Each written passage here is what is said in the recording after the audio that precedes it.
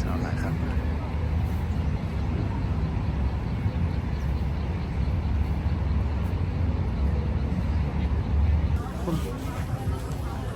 คนหลายแหงคนหลายแหงไหม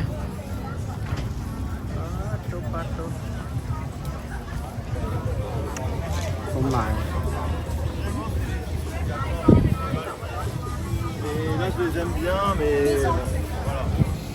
ตอนนี้เฮากำลังย่างออกจากที่พักแล้วเนาะทุกคนเนาะเฮาเช็คเอาท์ออกแล้วเนาะไปเอากระเป๋าอยู่โรงแรมละเมื่อกี้เฮาก็เช็คเอาท์ก่อนตอน 12 โมงเฮาก็ย่างไปเลาะนิดนึงซื้อเครื่องอีกน้อยนึงเนาะเฮาก็ฝากกระเป๋าไว้หันใดเนาะย่างออกมาจากที่พักกันแล้ว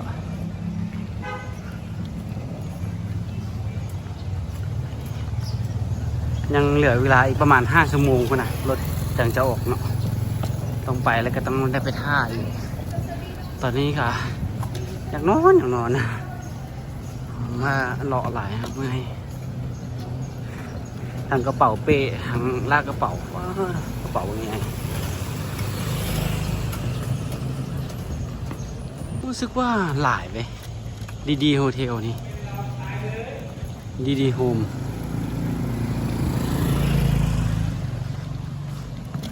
อ๋อทีแรกขึ้นมาไว้สิมาพักอยู่บนนี้แหละถ้าเกิดไม่ได้พักเนาะแพงเติบได้ตัวนี้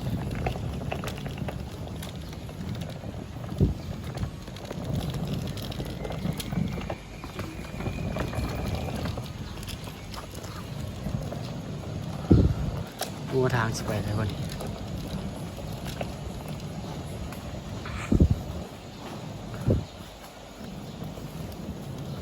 ซอยน้อยๆเนาะเป็น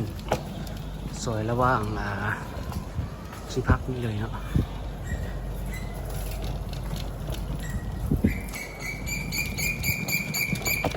กาขึ้นคันไดให้หิวยากที่ไฟ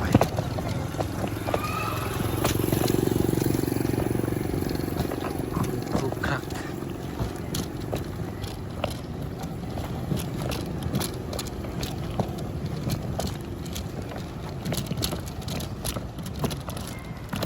แบกกระเป๋าขึ้นมาคันไดบ้าทุกคนบอกเมื่อยๆเนาะไม่เลยมาเบิ่งว่าสถานีจะไปใส่ได้เนาะแผนที่เส้นทางรถไฟ BTS มาเบิ่งก่อนสถานีบางซื่อใช่เนาะโอเคเดี๋ยวซื้อปีก่อนเนาะเดี๋ยวตู้ฝากเครื่องเลยทุกคน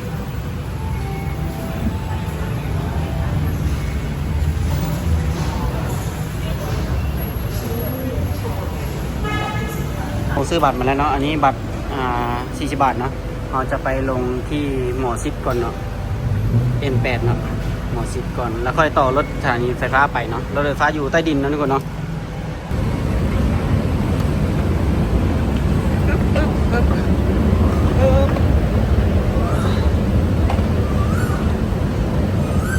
ลำบากกระ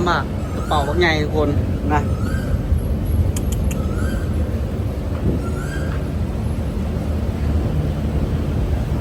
รถไฟ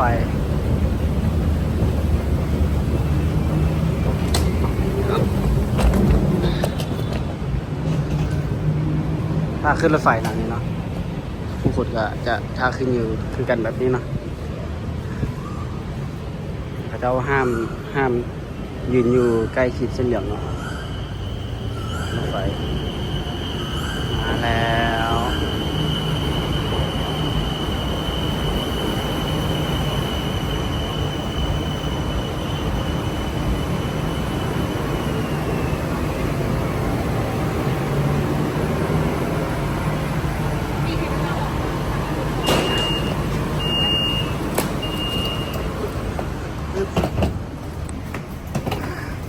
ทางภายในสถาน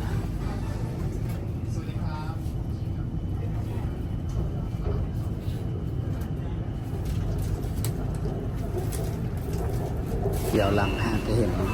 ว่ามันเชื่อมต่อได้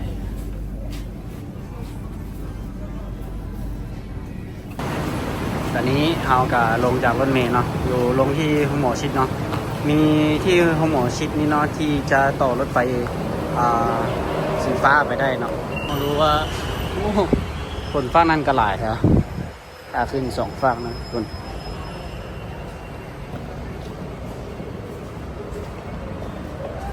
มี2ฝั่งเลย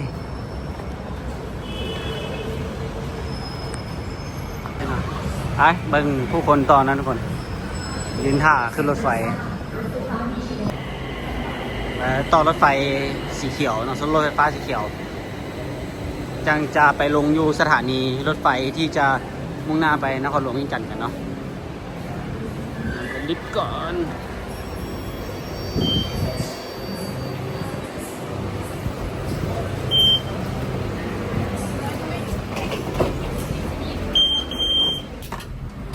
เอา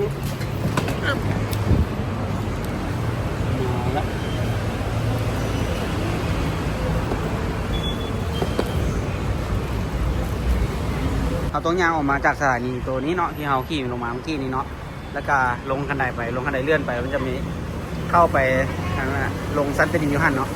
จะไปสถานีรถไฟฟ้าอยู่อยู่ลุ่มพูเนาะ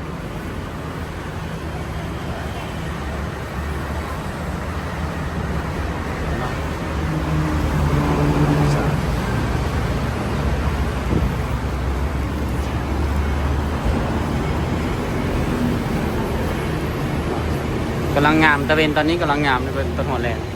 ใกล้ๆกำลังดีลงลิฟต์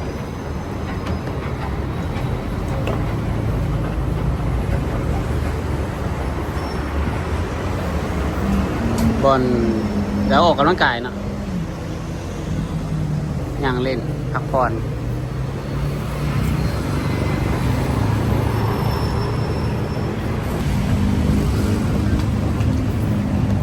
ไป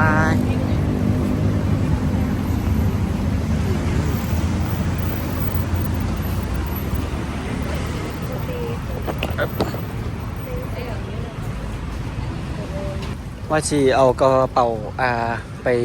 ฝากไว้ที่บนมันมีที่เก็บนะเนาะทุกคนเนาะแต่ว่าคือสิยักใส่บ่ได้นะย่านยักใส่บ่ได้ก็เลยว่าบ่เสี่ยงเนาะสนามที่ผู้คนมาย่างลินเนาะโมแน่ใจว่าเขาห้องสวนจะรู้จักบ่เนาะทุกคนนะเด้อคักแท้เนาะ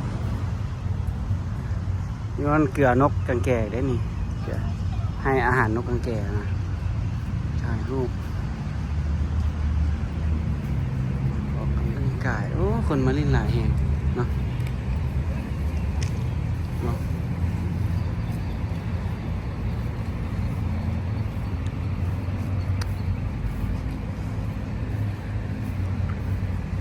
เอาคาดว่าน่าจะจบคลิปแถวๆนี้แหละเนาะทุกคนเนาะเพราะว่าเขาก็โบอยากจับไปถ่ายไปมันหิ้วกระเป๋าหนักไปลำบากนะอยู่หั่นบ่ต่ำก็น่าจะ20 โลนี่แหละเนาะกระเป๋าใหญ่จะพาทุกคนมาชมบรรยากาศกันน้อยนึงเนาะบรรยากาศครับบ่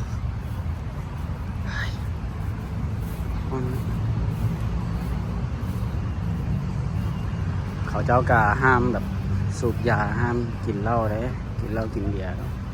แต่ระเบียบเข้มงวดผู้คนมาเล่นมาเที่ยวจริงแล้วเป็นผู้สาวกรุงเทพมหานครผู้คนมาเล่นไทยผู้สาวหลายครับ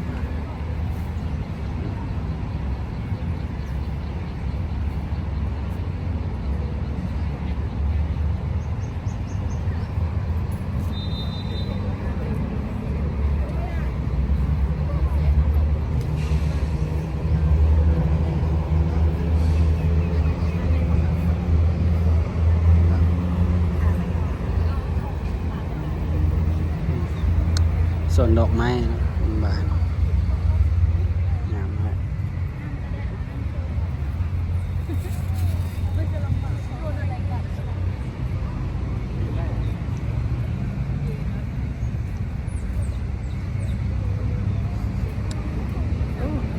เดี๋ยวประสาน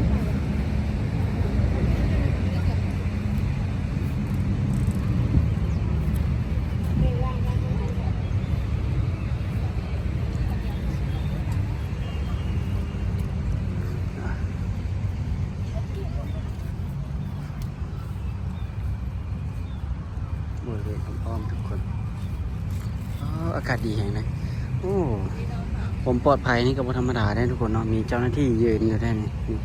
เฝ้าอยู่ทางหน้าผมเนาะนี่เนาะเจ้าหน้าที่เพิ่นก็ยืนเฝ้าสังเกตการณ์เนาะแล้วก็จัดระเบียบความเรียบร้อยเนาะรักษาความปลอดภัยแล้วก็เงียบสงบเนาะนี่ตามที่เบิ่งนะบ่มีเสียงเพลงโอ้ขนาดบ้านเฮามันบ่เหลือแล้วเปิดเพลงดังๆบ่กินเหล้ากินเบียร์จังซี่นะเนาะเบิ่งบ้านเขาเจ้าคุมได้เนาะแม่เพราะว่าพื้นที่ในเมืองของเขาเจ้านะบ่ค่อยมีพื้นที่สีเขียวเนาะบ่ค่อยมีต้นไม้หลายนะมันก็เลยว่ามีแต่เฉพาะแห่งนี้เท่านั้นนะที่อยู่จุดใจกลางจุดใจกลางเมืองเลยเนาะ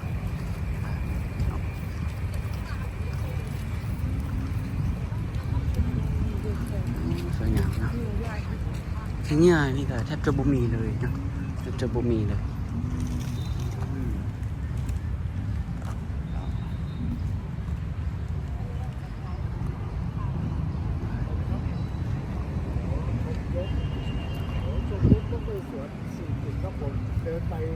หอนาฬิกา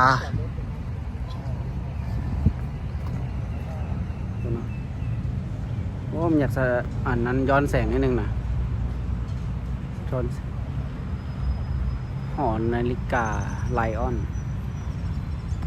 นาฬิกาหูปกาสิงโตโอ้สวยงามเนาะดีกองขวางเนาะย่างสามารถย่างอ้อมได้เลยเนาะย่างออกกำลังกายแต่ว่ารถทีบนี่สองคนเห็นบ่ตามที่เราย่างมานี่ยังบ่เห็นรถทีบจักคันเลยเนี่ยเพื่อนน่าจะบ่ให้เอารถทีบเข้ามาที่ที่นี่เนาะน่าจะแบบว่าย่างอย่างเดียวออกกำลังกายเล่นอย่างได้อยู่เนาะโอ้คัก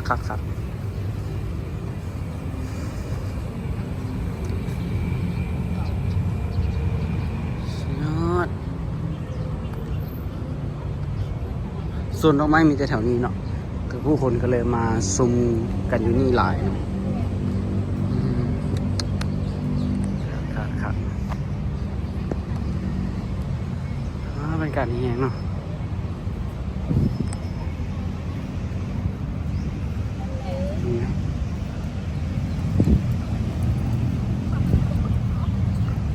ผู้เฒ่าแก่ผู้สาวผู้ชายผู้สาวก็มาถ่ายรูปกันเนาะงามเลยเนาะไม่เนาะหญ้าเพื่อนที่มาสังเกตทุกคนโอ้เขียวงาม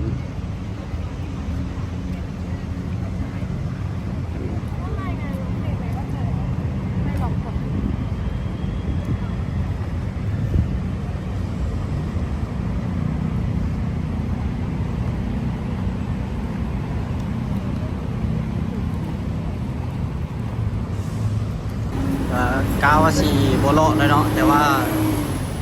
อดใจบ่ได้เนาะเพราะว่าเวลามันก็ยังเหลือหลายเขาก็หู้เสียอย่างว่าง่ายเนาะเดี๋ยวเราไปเลาะบนโซนเขาจะขายเกิบขายเสื้อผ้าขายเครื่องมึงเนาะว่าจะเป็นแบบไหนเนาะ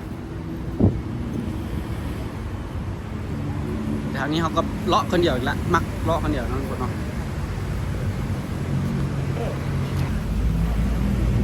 ทาคิว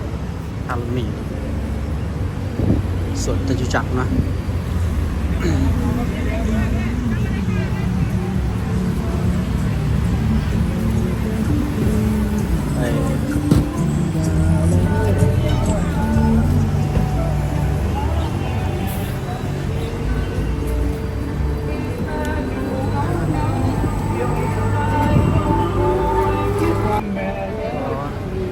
คิดว่าเสียงเพลง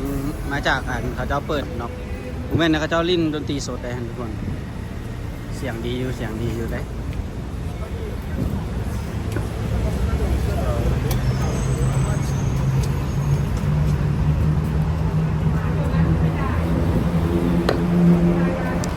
ตอนนี้5:13 นาทีตอนนี้เวลา5:13 นาที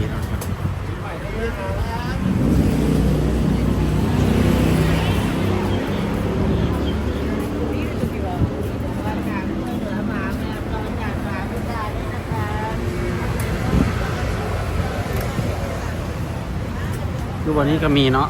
ลงสถานีรถไฟวันนี้ก็มีวันนี้รู้สึกว่าคึกคืนเองเนาะ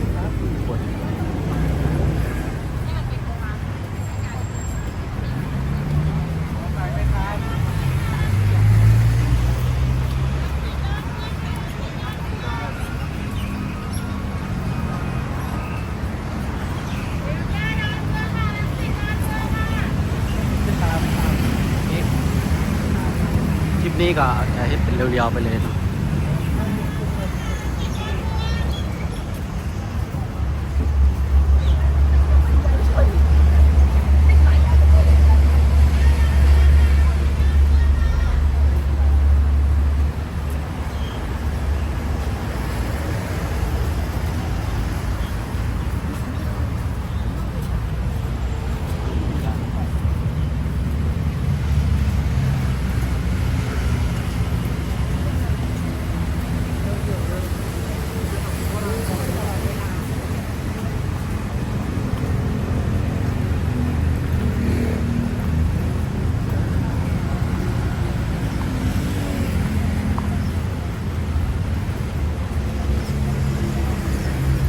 มีแต่พวกคนเนาะเดี๋ยวเราจะตัดภาพไป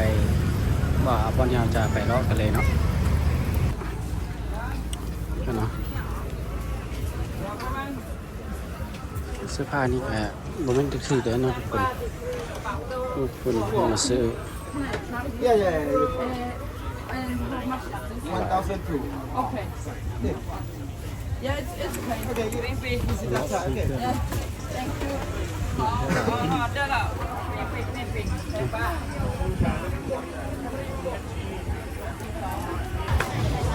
หานี่เนาะผู้คนที่เข้ามาเลือกซื้อเกิบเนาะคนเข้ามาซื้อเครื่องนี่หลายแห่งหลายอย่าง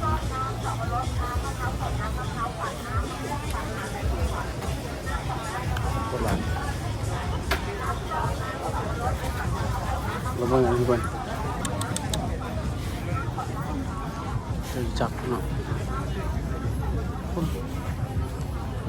คนหลายแห่งไหม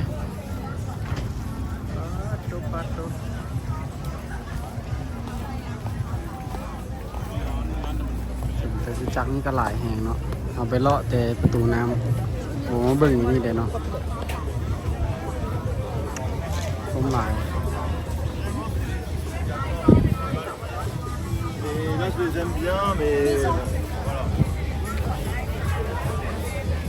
บอกผู้ชี้ยังไปใส่ต่อเลย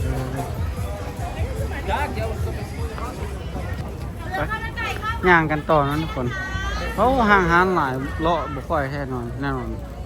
นี่ย่างหลายมันคือว่าปวดแอวอย่างนั้นเนาะอันนี้เกิบนี่ก็หลายเสื้อผ้าหลายอยู่ประตูน้ำมันเลยเนาะเดี๋ยวก็เกิบเพื่อกันเนาะเกิบกับบนใจไม่ของแท้หันค้านขายหลายพวกนั้นทุกคนเนาะ3-4เข้าเบิ้งเนาะราคามันก็สูงเลยเนาะมันจะตุกจับนะทุกคนมียอดหลายเครื่องของนี่อย่างกันอย่างโอ้สโลนวุ่นวายเลยเนาะแบบคนหลายแห้งที่เข้าห้านใดไปห้านใดก็หลายแห้งผู้จีถ้าอย่างได้เพราะเท่าไหร่นั่นก็เนาะห้านใดก็เปิดเพลงเสียงดังเกินไปเนาะเราถ่ายวิดีโอหลายบ่ได้เนาะเมื่อกี้นี่ก็คิดว่าจะเลาะทั่วเนาะแต่ก็บ่ทั่วเพราะเวลามันเริ่มจ่อแล้วเนาะเขาก็เลาะหลายเนาะเข้าไปถามน้อยเดียวก็ไปเลือกเบิ้งสักประมาณ5 นาที10 นาทีก็เวลามันก็ไปไวนะเนาะก็บ่ได้ย่างทั่วซ้ำย่างแต่โซนแถวซื่อๆอย่างนี้แหละทุกคนก็ได้เสื้อตัวเดียวเนาะเสื้อตัวหนึ่ง65,000เนาะเท่าไหร่เสื้อนี้ก็ร้อยปลาย100 กว่า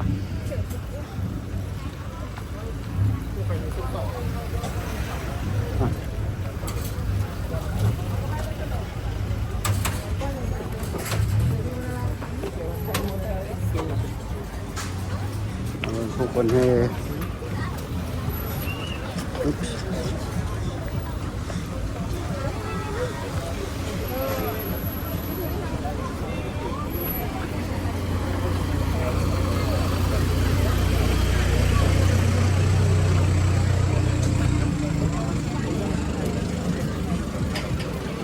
โอ้แถวข้างทางนี้ที่เขาจะก็เริ่มเกี่ยมตั้งห้านอีกเลยเนาะโอ้เขตแดนห้านนะมอพี่เนาะเมื่อกี้ก็ลองถามเกือบเป็นป้าราคาอะไรมันคือแต่1,200 แพงเติบไปเดี๋ยวฟ้าวแล้วเนาะทุกคนทีนี้ก็จะย่างกลับรัวๆแล้วว่าผู้คนยังล่างไหลมาพอนะออกมาละจากโซนความวุ่นวายอยู่นี่มีทุกแบบเนาะ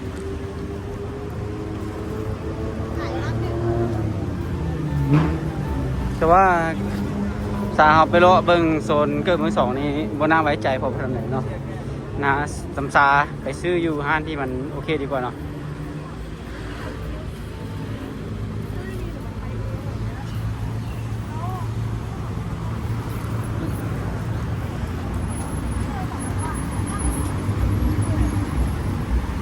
รถติดรถกำลัง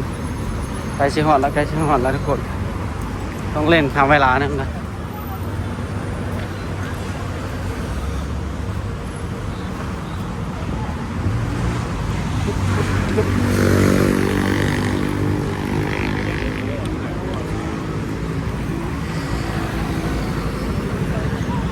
บ่แน่ใจว่าอยู่บ้านเฮาก็น่าจะขา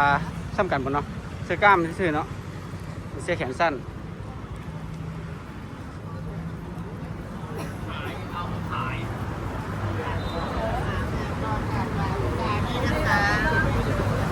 โอ้ติดอันนี้บ่แม่นรถติดแต่คนติดโ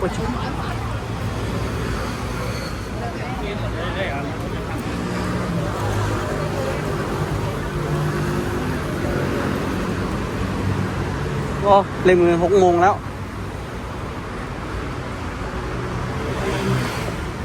ไปจะฮอดแล้วน่าจะชั่วโมงนึงได้เต็มๆเนาะที่เฮาย่างทำบัตรครั้งแรกอะผมตกใจตัวเองอะโอ้โหเลยหน้าตาตัวเองฮะใช่เหรอดูไม่น่าใช่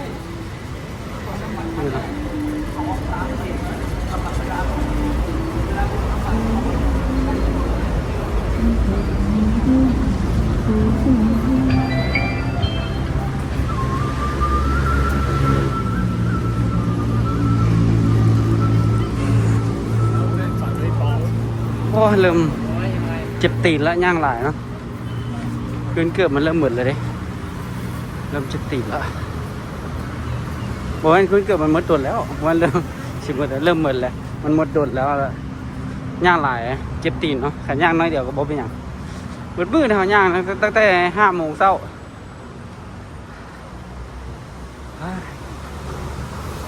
ออนไลน์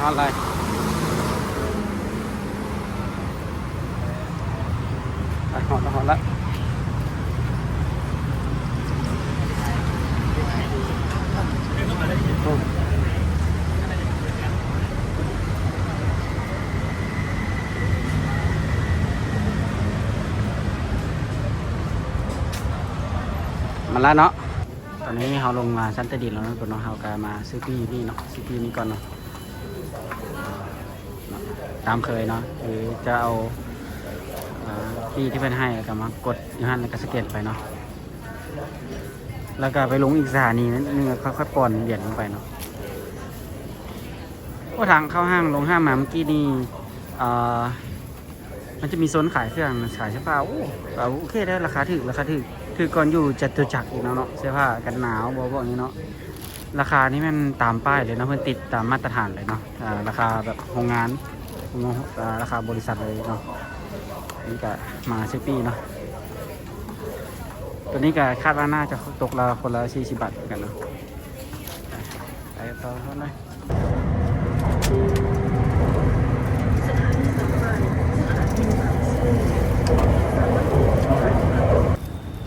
เราลงมาจากรถไฟแล้วนะทุกคน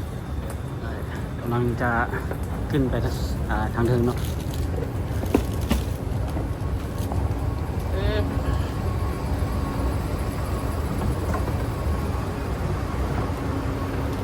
อันนี้สถานีบางซื่อเนาะเมื่อกี้เขาออกมาให้มันส่วนจตุจักรเนาะ B13 เนาะอยู่ส่วนจตุจักรนี้ B11 อยู่สถานีบางซื่อเนาะ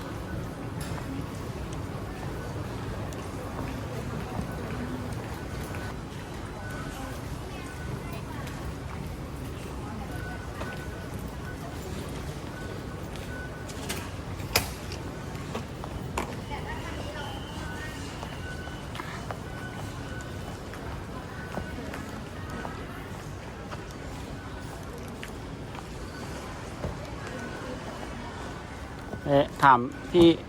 ถามรปภอย่างนั้นก็ได้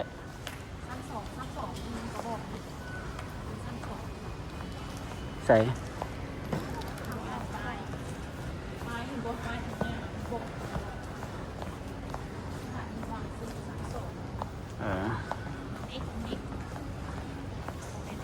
เอาทางนั้นก็ออกได้ตัวขึ้นไปได้ตัวว่ะอันนั้นสถานีสีแดงว่ะแล้วทุกคนเนาะเบิ่งตามป้ายที่เป็นแบบนี้เนาะคณะไปสถานีรถไฟตัวสีแดงแล้วบ่แม่นไปเฮาขึ้นไปสถานีแห่งนี้เลยเนาะเฮาบ่ได้ไปต่อสถานีแห่งอื่นเนาะสถานีแห่งนี้จะขี่รถไฟจากจุดนี้เนาะไปที่นครหลวงเวียงจันทร์กันเลยเนาะสถานีบางซื่อเนาะเหรียญที่เราได้มาเมื่อกี้เนาะเราก็ป้อนซ่องเข้าตัวนี้เนาะป้อนเหรียญเข้าไว้เลย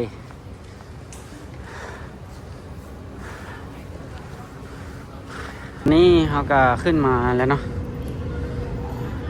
ขึ้นลิฟต์2 เทื่อนะขึ้นมาฮอดแล้วเนาะก็เบิ่งตามป้ายตัวนี้เลยเนาะนี่ป้ายตัวนี้เนาะเห็นว่ารถไฟทางไกลเนาะขวามือเนาะรถไฟฟ้าสีแดงกับขวามือเส้นกันนะแต่ว่าต้องเบิ่งตามป้ายดีๆเนาะรถไฟฟ้าทางไกลเนาะพี่ให้เราซื้อไว้ตั้งแต่ตอนที่ให้เรามาเพื่อนแล้วเนาะนี่บนขายพี่เขาก็อยู่ข้างนี้เนาะนี่